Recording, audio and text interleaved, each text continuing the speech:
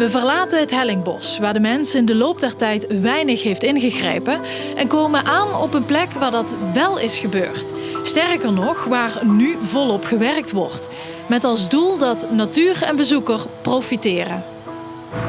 Ja, een beter bewijs van het ingrijpen van de mens is er niet, hè? Klopt, we zijn hier inderdaad weer bezig om het bronwater wat beter zichtbaar te maken. Dat liep hier inderdaad gewoon door het grasland en was helemaal overgroeid.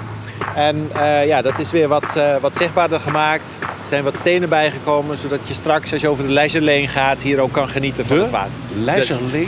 De Leisure Lane, ja. Onderdeel van het IBA-project in het gebied hier bij Parkstad om alle recreatieve plekken aan elkaar te koppelen.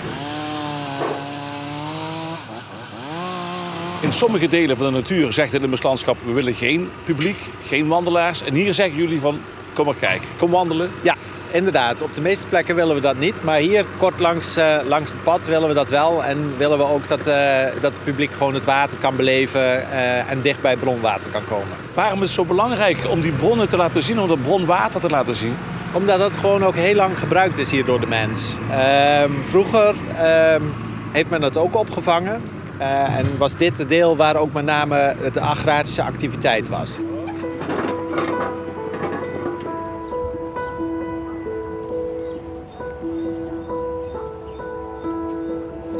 Nou, hier voor Nieuw-Erestein zie je eigenlijk wel de maximale invloed van de mens op het landschap. Hier zien we bijvoorbeeld ook een oud relict van een vijver die voor de villa lag. En die werd ook gevoed door het bronwater wat hier in het gebied vanaf Dentgenbach die kant uit het gebied instroomt. En het water liep inderdaad hier door deze vijver die vooral een sierfunctie had. Mm-hmm. Via het beekje. En je ziet hier in het landschap zie je ook een soort kom liggen. En daar lagen ook nog 4 wateren in. Dus dat water werd ook toen al vastgehouden. Water is toch wel een belangrijk iets, zeker schoon water. Bronwater is het over het algemeen heel schoon.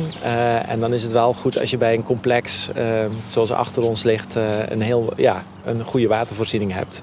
En gewoon ook om met allure een vijver voor je woning te hebben, dat maakt het in die tijd ook nog wel wat indruk.